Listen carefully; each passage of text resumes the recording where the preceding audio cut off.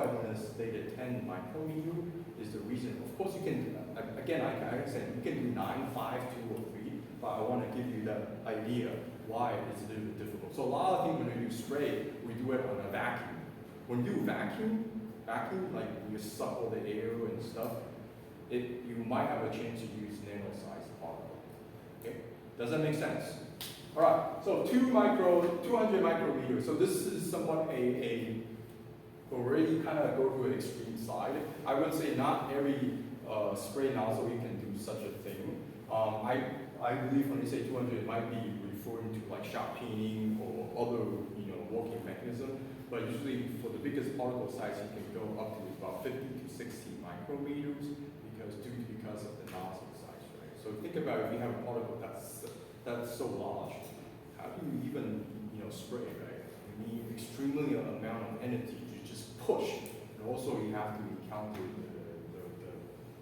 the fractions as well, right? The fraction loss, right? So these are the stuff, and over here, reduce the coating porosity, increase in interlayer coating. So again, I won't talk more. We'll dive into a little bit more detail, but so as we go farther along this side, you will have increase in interlaminar cohesion and then reduce coating porosity. So what does it mean by cohesion? Cohesion meaning by layer bumping.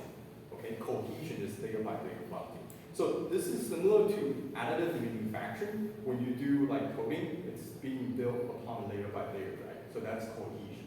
So increase interlaminar cohesion meaning by layer cohesion.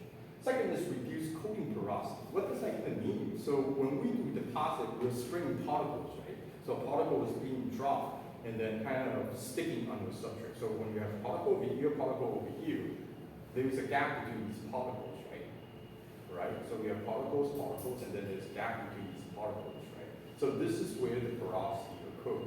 So a lot of times when you do somo spray, right, preferably you would want to melt the particles into a molten form, into a liquid form, so that when the powder that is already transferred into liquid, the liquid is already deposited on the substrate where there is no porosity.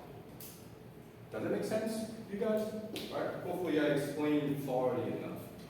All right, so intro, several variations of somo spray are distinguished. I did not, so you might ask me, when we say spray family or somo spray family, I really have no idea how did people do their organize or category, but when they say somo spray, basically it's fall into all of these categories fall into somo spray. So even in post spray, right?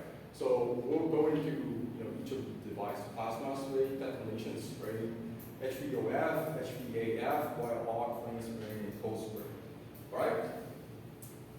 So this is based on the coating materials. I list a wide range. So it's just looking from the basic materials. You have the paint spray coating, powder coating, plasma spray coating, and somo spray coating, aerosol spray. So I think for the sake of today's time, I'm not going to read through each of these. Hopefully you guys, intelligent enough. I think it's already understandable, pretty clear by itself. So go ahead and skip this.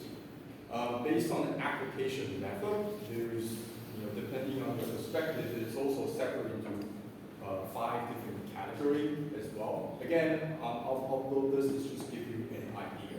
So if I were to ask you what cold spray fall into each of these categories, basically it's an airless spray, right? Because it uses high pressure. All right? Does that make sense?